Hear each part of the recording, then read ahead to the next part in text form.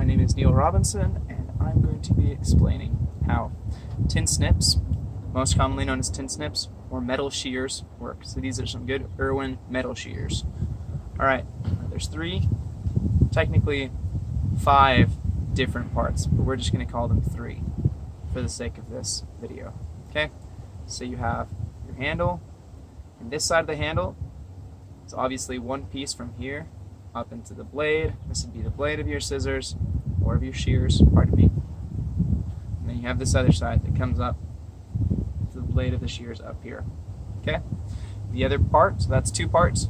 The third part would be this right here. It's metal dowel that's threaded on this side. Okay? So essentially, this is just a pivot point for your shears. If you didn't have that, this entire thing would be worthless because the concept does not work without a pivot point. So, just like a seesaw, you have a pivot point. So if you've ever been a kid, we've all been kids, pardon me. So if you ever were on a seesaw when you were a kid, if someone went down on this side, it would push the other side up. So that is the entire concept of how this works. That pivot point changes the direction of which the other side of this blade is traveling. Because if it wasn't like that and I went down, it would just be moving this way. So what they did is they put a pivot point right here, and so this comes to the other side of this one. As I open it, it's pulling this to the left while the handle is going to the right, or to my right and your left.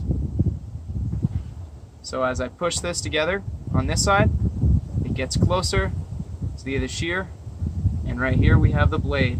Okay, now this blade is the same piece of metal, but they sharpened it right here, on the same side right here.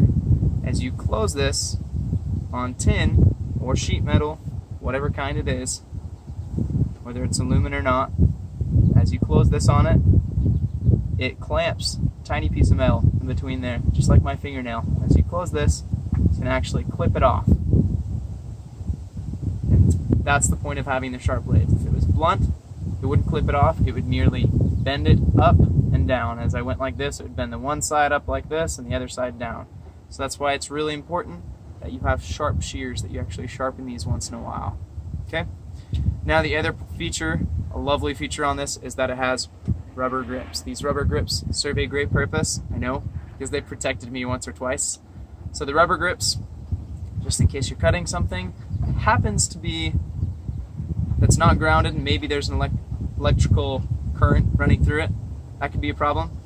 And having these rubber grips, for one, makes it easier to hold, more comfortable to hold, and it prevents you from getting shocked. So that's basically how these work. Good tin snips by Irwin. Thanks.